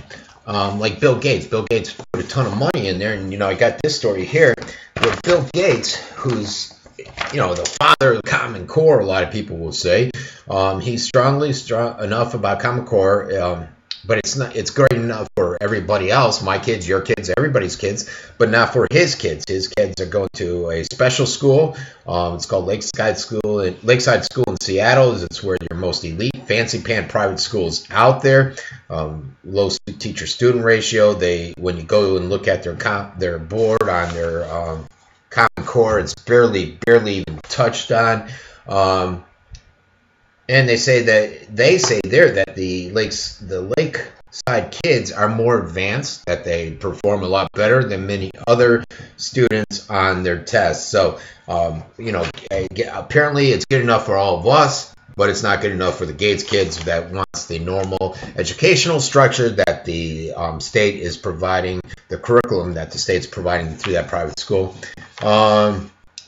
God, this small print. For over a year now, Americans have been up in arms over the Obama's unconstitutional efforts to bribe and bludgeon state governments into surrendering control over K-12 education through Common Core. They say the nationalization of American schools is actually just one component of a much broader global agenda being pushed by the Obama administration, United Nations, Bill Gates, and other globalists for the education. It's all done through the UNESCO and the UN outfits that have been openly plotting to impose what they sometimes refer to as the World Core curriculum, where they want they think the United States school structure, the educational system has failed, and they think that you need to come up to a global core to be on equal footing with everybody else. In fact, Obama Education Secretary Duncan even boasts openly that the U.S. Department of Education leads is cooperating with groups such as the United Nations, often dubbed the Dictators Club, to improve education in America. Education agenda, of course, has less to do with actual educating children and more to do with promoting global political goals and values through indoctrination at the schools. Let's see. Microsoft Gates personally signed a corporate agreement with UNESCO when he was at Microsoft. He's still there, but he's not active, to accelerate the globalization of education. In 2011, document obtained an advanced training program produced by UNESCO that would be Global Department of Education, and they often refer to Common Core. So I haven't really gotten down to why. We know it's some kind of global push from UNESCO, the UN. We know Obama's pushing it, but why? Why the federalization of education? Why the looking for friendlier numbers? Why telling someone to take 260 minus 190 is 70, right? Well, instead, they want you to do this friendly number where you just bring it up to 300 and bring the bottom number up to a different number and come up with it. We showed you yesterday where an individual got the answer. He got it right, but he didn't use the Common Core process, which to me is confusing. I mean, if you got 3 minus 2 is 1, do it. Why do I have to do 3, add 2 to bring it up to 5, add 2 to the 1, and then do the subtraction to make it a friendlier number? That's just absurd. So, again, I just don't understand why so many businesses are pumping as much money into it as I disclosed yesterday. So I'm just continuing to research it. If anyone knows that answer, shoot me an email, fabbruzzino@yahoo.com, because I'd be interested in it. This next one brings up cellular and cell towers. In a previous life, when I got out of the Navy, I worked for GTE and then Altel. We sold cell phones retail the first year, and then I went commercial for the next 8 or 9 years, however long I was there. as a manager and all that good stuff. One thing, when I was in the industry, it was always a concern about radiation, how it impacts you, your health, headaches and all that stuff. And I can tell you, I can't stand talking on the phone. Many people will tell you I hate it. When I have it up to my ear, I see within a matter of minutes, I seem to get headaches. And I think a lot of the tests have been silenced by the government, by the strong, most powerful, financially strong telecom companies out there, because they don't want the truth of the negative health impacts of cell towers and cell phones to get out in the public's eye. This is new scientific evidence that we're being fried basically by cell towers. And that's just the cell towers. That's not talking about when you actually have a live feed going into your phone. I mean, and this thing's constantly updating with the data. If you're talking on it, then you're getting that. So there's a lot of radiation, a lot of communication that's going back and forth, and you're bringing in all that exposure. Exposure to cell phone towers alters brain function in alarming ways, causing lack of concentration, irritability, difficulty sleeping, and lack of appetite. I haven't had the lack of appetite. I still eat like crazy, and I'm a big guy. Need to lose some weight. But I digress. The new study was put out by the British Medical Journal, and it concluded that the severity of such symptoms directly correlated to cellular tower exposure. In other words, the closer a person lives to a cell tower, the greater the severity of the symptoms. Cell towers broadcast and receive electromagnetic switching signals. It's long been dismissed as non-existent by many doctors and industry-funded scientists. Industry-funded. After all, if EMF pollution from cell towers really does harm the public health, then the implications would be truly massive. Both economically and in terms of human suffering. I can imagine the financial end of it. Importantly, all these symptoms were recorded, and people living near cell phone towers whose broadcast signal strength meets current safety guidelines. All right, so they're meeting current safety guidelines. They're transmitting like they're supposed to, yet people are having these problems. And they're saying that basically the public is inadequately protected. There's currently over 190,000 cell towers in the United States. And basically they put this map up. Let's see if you can see it there. That's the AT&T map, and they said wherever it's dark there, if you're in that area, you're being radiated. So basically all Florida. Have you noticed the mass public seems increasingly confused and irritable? A society that once operated with some degree of sanity and politeness has become largely demented and rude, and mathematical abilities have gone out the window. They can't even figure out 15% on a tip. Okay, I don't know if I'm buying all of that, but there you have it. Radiation from cell towers. If you haven't caught on, this is my environmental section of the show. And along with the environment and food and all that stuff, next week, I think it's Tuesday at 3:30, I think, I'm having an interview with an individual. There's actually going to be 3 guys. It's going to be on here. They're calling me via Skype. And we're going to discuss the aluminum and some of the other toxins and chemicals and metals that get into your body and the impact and effect on them. I put a link on my Frank Abbruzzino show. You can see it. And then I got another interview with an individual that we're going to talk about sex trafficking coming up. So I'm trying to get more of these interviews. It's hard because I'm trying to do my normal job. Then I'm trying to get this thing prepared, trying to do the technical on this thing, the show, run my pages, build the website, try to look for sponsors, and doing everything. So it's hard when you're running on zero budget. Tokyo Power, they estimate internal radiation exposure of 142 workers that were involved in the immediate emergency operations at the damaged Fukushima No. 1 plant. After re-examining their exposure, they said the radiation exposure was 5.86 millisieverts. In comparison, a normal person would normally only receive 1 millisievert per year as safe in radiation. These guys were receiving on average 5.86. Wow. and they underestimated the impact on them. Some of these, basically all of them by half. They figured that let's see, that they only received like 50 millisieverts of radiation when they really received 100. So a lot of these guys are not in great shape, and I did have a report I never got around to doing about a week ago where they're hiring individuals that are basically homeless individuals living out in the streets, and they're pulling them in because they feel like they're uneducated. And trust me, I don't think homeless are uneducated, because many are educated, many have degrees, and they just run into unfortunate circumstances. They think they're have mental issues, they're drunks, they're just in their view, I think in the story they came across as people that are meaningless to society in Japan, and they have a different class system there. They're pulling them off the street and having them come in there and work. They're making some money. I'm sure they're giving it to their kids before they end up taking off.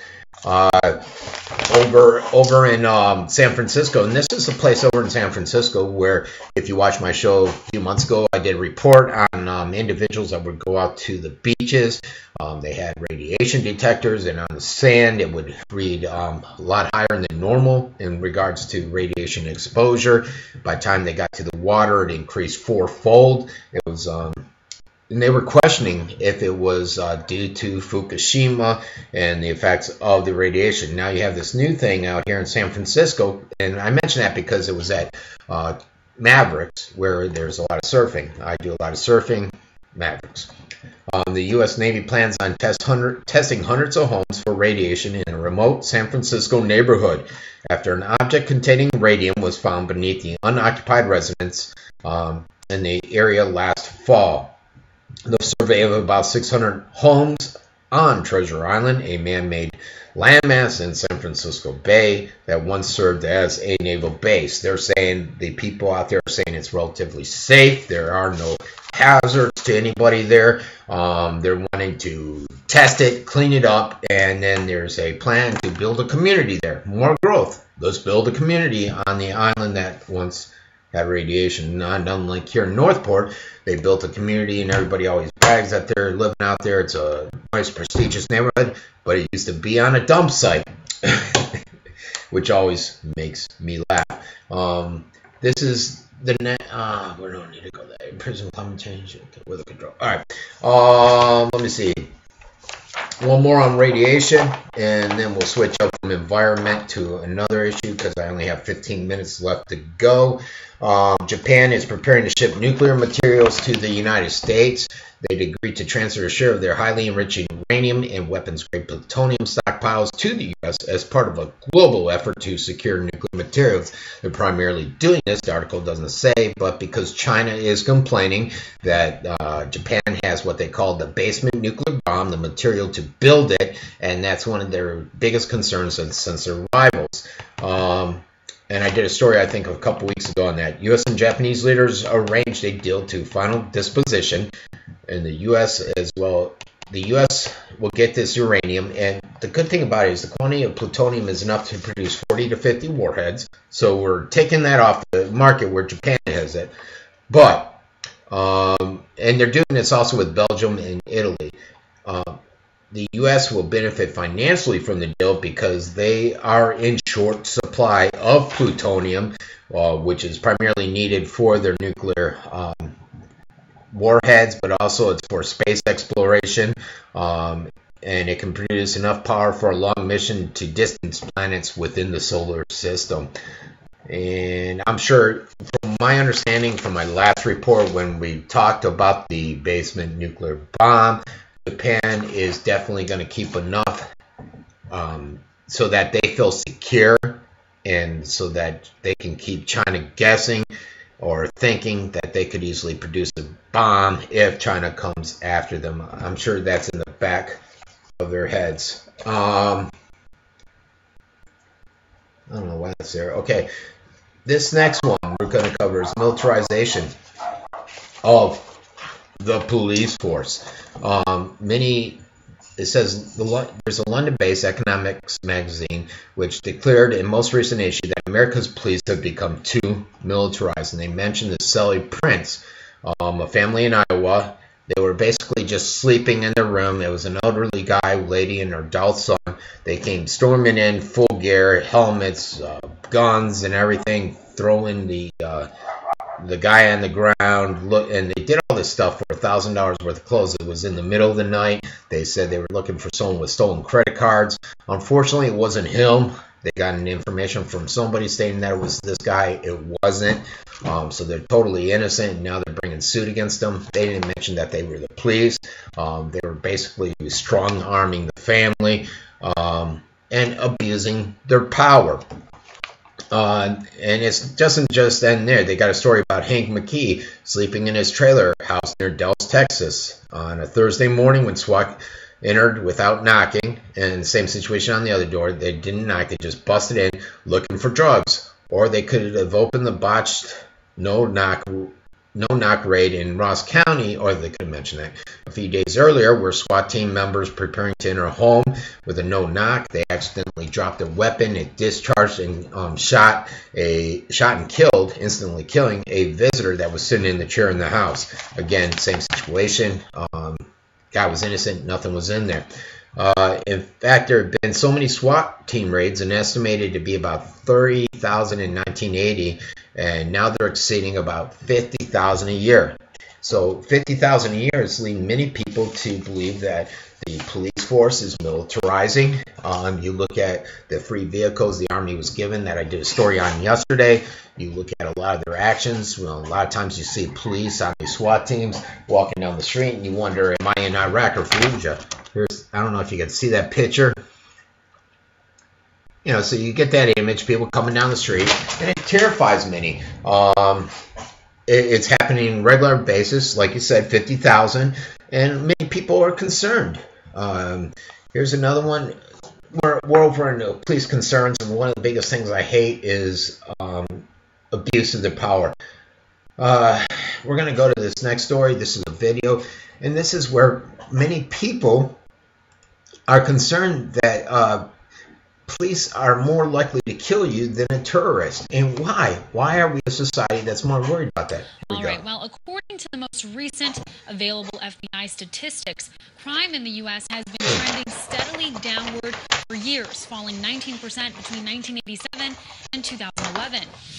Additionally, the job of being a police officer has become safer as the number of police killed by gunfire plunged to just 33 last year, down 50% from 2012.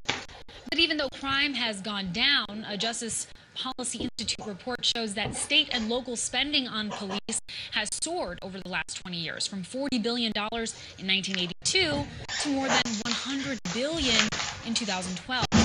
At the same time, the Bureau of Justice Statistics reports law enforcement personnel has seen a major surge, jumping from 603,000 officers in 1992 to 794,000 officers in 2010.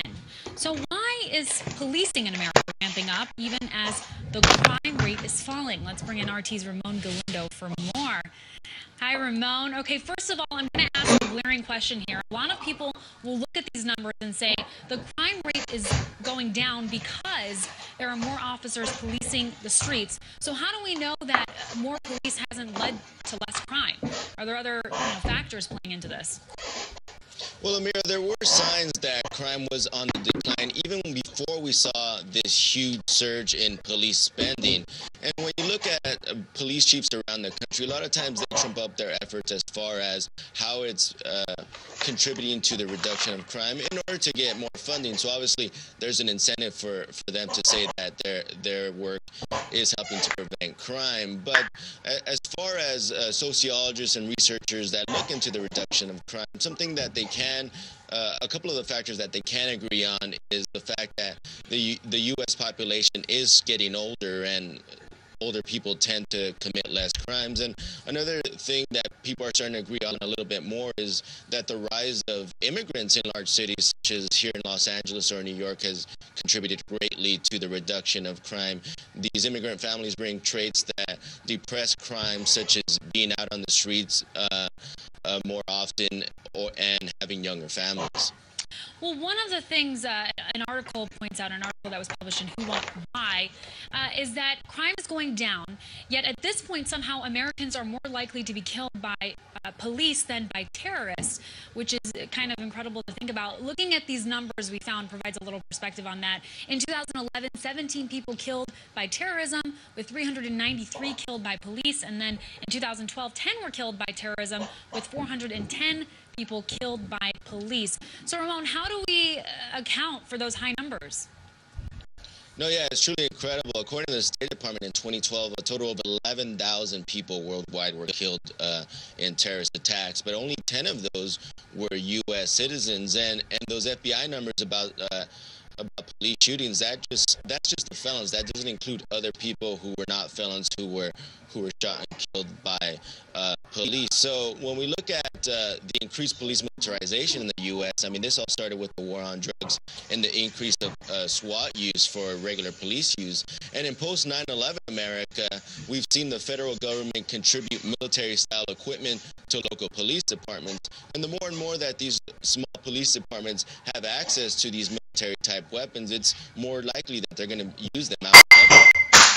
And in the article that I mentioned, a woman by the name of Bridget Keller, she heads up the National Police Accountability Project of the National Lawyers Guild. She said that a major problem is that these days officer safety is given primacy over protect and serve. What exactly did she mean by that?